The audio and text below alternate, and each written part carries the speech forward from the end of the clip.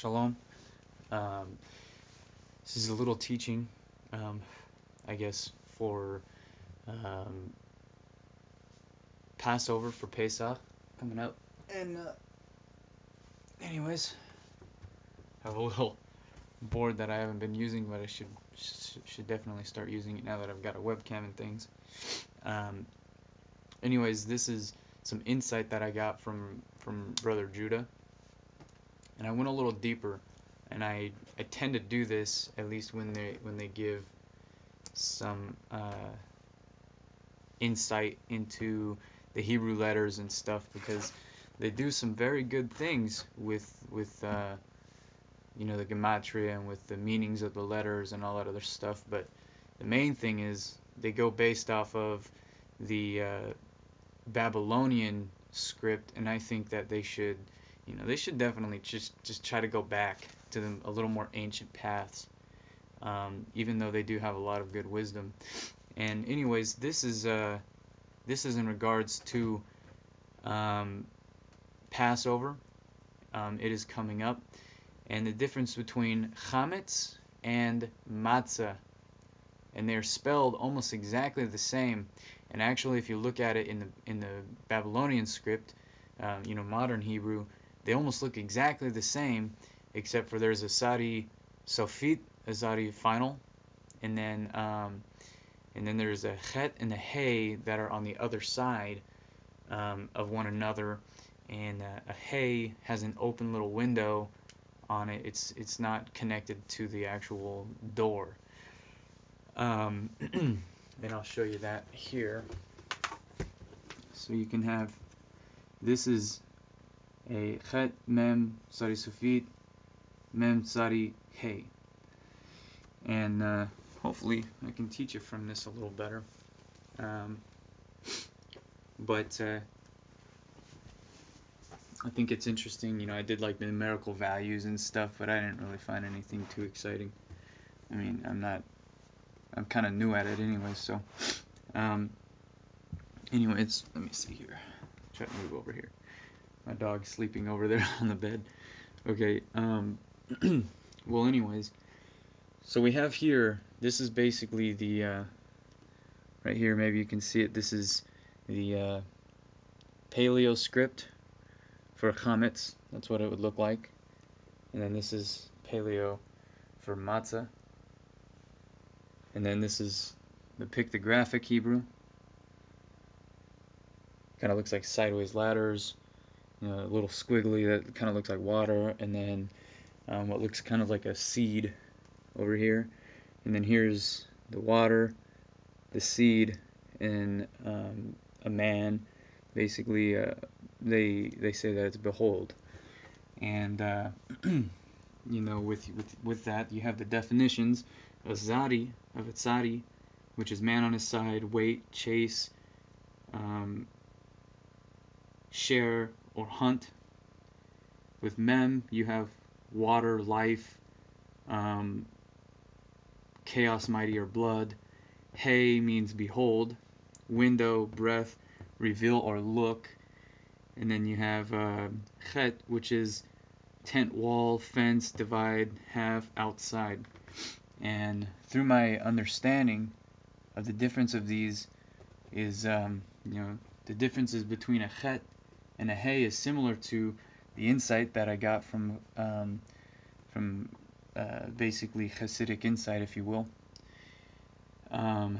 It's that a Chet is enclosed and means outside, and a Hey has a meaning of a window, an opening.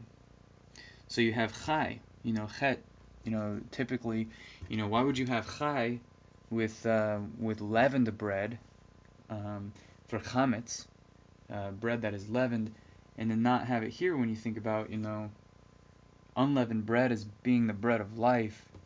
It's a little different because here you have Chai, life, life with needs, water and blood, bread of life. So you have basically the definition. Maybe you could read, extrapolate from the actual meanings and definitions of the individual letters. And basically, the bread of life, bread is what we are sustained from.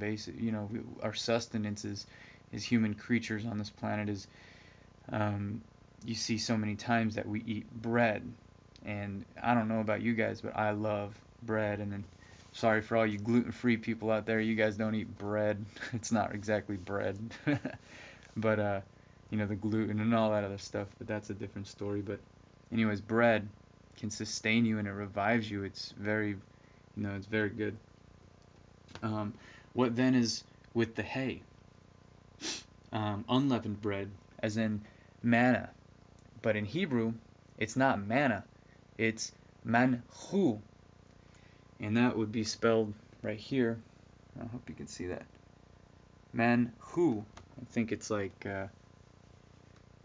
Hebrew Concordance H4478 or something like that. But it says, we know that both are representations of life, being bread and bread. However, the simple thing remaining is what? The leaven. And basically that leaven is chametz. It's a fungus. When you actually look at what yeast actually is, it's basically a fungus. It's a single-celled organism that puffs up and it gets bigger, and it just basically destroys the innocence and the purity. And when you find that you have manna, it's basically what is described in the Psalms is that it is the breadcrumbs from the tables of heaven, that what the angels ate.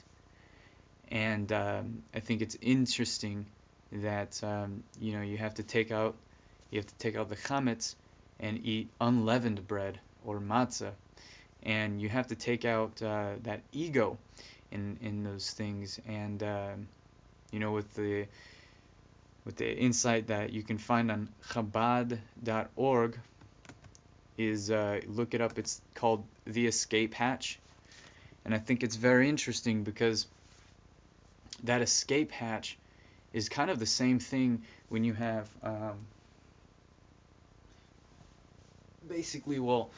anyways, the hay is basically a man that's saying behold, and it's also to look, to see, and a window, like you have a window to look out, or a window of opportunity to go through. You have this window.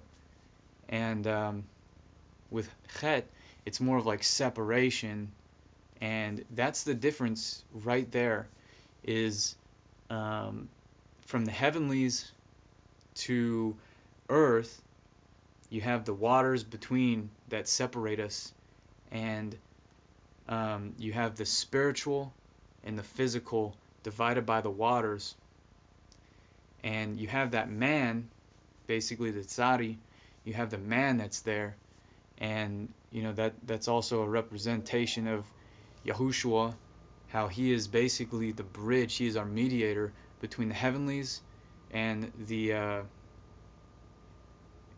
earthly, and he is the bread of life. But he isn't bread.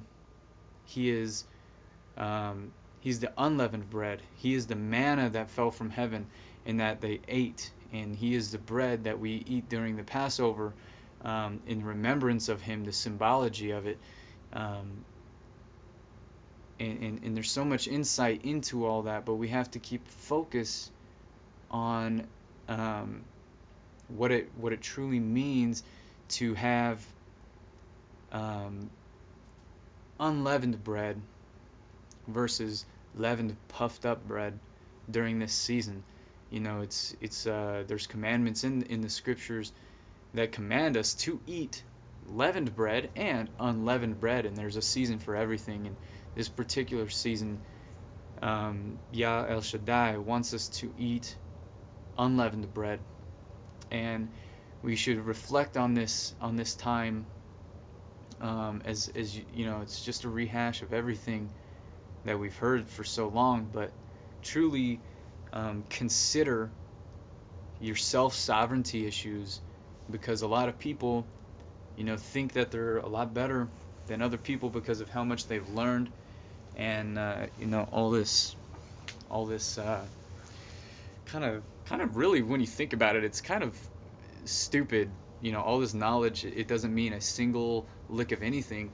And like the Apostle Paul, he says, he gives all his attributes, and he says he counts it all as dung compared to the priceless value of knowing Yahushua HaMashiach and the grace that has been given through Elohim Ha'av. And with that ego, it's that basically that self-sovereignty, when you let yourself control the spirit of man, and when you have realistically, it's basically just an evil presence, a lack of Elohim, where where Satan or the adversaries, they will plant something in you, and wherever Elohim is not in your spirit, in your body, in your nefesh, he is going to try to fill that void and fill that gap with more ungodliness and more ungodliness and more ungodliness, and that's when you basically have leaven. Your body is leavened, and you're puffed up, and you're very egotistical, and you find so many things that realistically just destroy your body. And so during this season, I just encourage everybody to follow along. What I'm going to try to do my best is remove that leaven in our own spirit, clean house. I'm physically cleaning my house now. I have to vacuum, and I have to do all these things, and in the same way with our spirit or with our vessel, the temple, this body that we are in, we really have to remove all the leaven, and the ego, and the false desires, the false needs, the all those things that just are not necessary. We have to constantly dress up to look nice and feel good about ourselves, when we should already understand that we are completely accepted the way that Elohim has made us. He made me with this mustache and it looks like crap, but you know what? I'm blessed with it because Elohim has given it to me, and I'm not going to remove it because he gave it to me. And the same thing with like women when they wear makeup.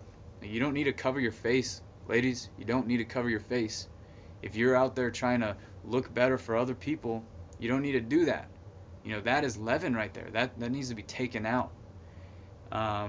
Guys, there's so much things that are wrong with us. We got a whole bunch of self-sovereignty issues and all that other stuff, and really basically what it is all on our character.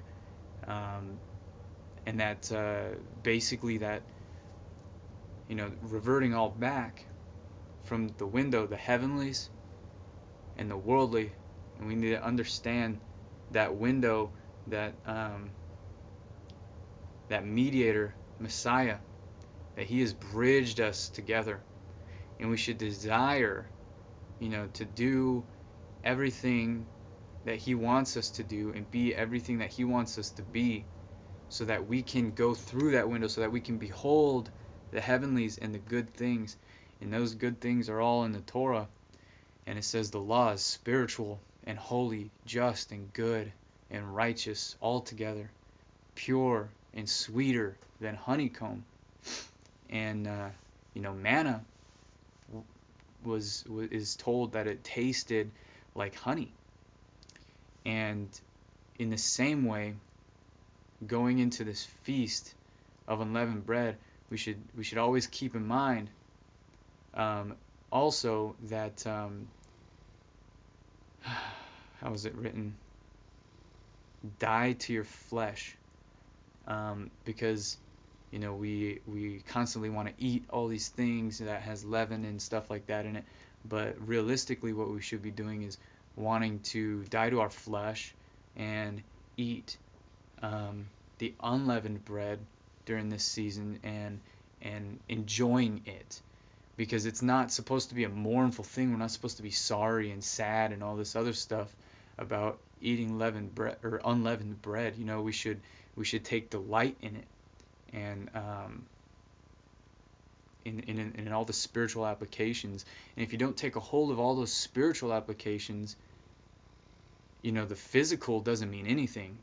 And they're inseparable. You need the spiritual applications. You need to clean out the inside of the cup. And then once you get that down, the outside of the cup is good too. And you can do it either way, but you have to understand that both are inseparable. And, I just hope that if you guys, study into the scriptures and you find all this wisdom about Passover and about the difference between Matzah and the difference between Chametz, that you guys won't be entangled in all of this physical stuff when you're trying to get all the baking soda out of your house and you're trying to get all the starch out of your house and you're trying to get all the whatever's out there. But the main thing is lower your pride, lower your ego, and submit to Elohim. Remove whatever false teachings you have, remove whatever false ideologies that you have, and truly press in to into that window. Keep your eye focused on Messiah, into the window of the heavenlies, and you will not be let down. You will not be ashamed. Simple prayer for this time, I guess maybe is, pray from the bottom all the way to the top of your heart and everything in between and on the outside of your flesh, that Yah will cleanse you and make you a pure heart, a clean heart, ready for His service, and that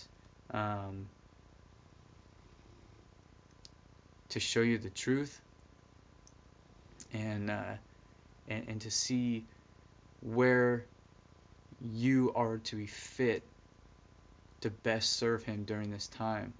And so, friends, I just encourage you guys to read your scriptures, dig into them, celebrate Passover. It's not the same as Easter. It's nowhere close to Easter. I don't care what anybody says. I'm not a pagan. I will not celebrate that. I encourage you guys to dig in the scriptures, look at and test everything that you guys are about to undergo. Come out of Babylon. Come out of all of these things. Remove all the leaven. Remove all the impurities that are in you, and come back to the whole word of Elohim, which includes the spiritual, the heavenlies, and the physical, the worldly, and come and be that one man that Messiah wants you to be. And I just pray that this teaching will bless you. And shalom, shalom, b'shem Yahushua HaMashiach. Amen.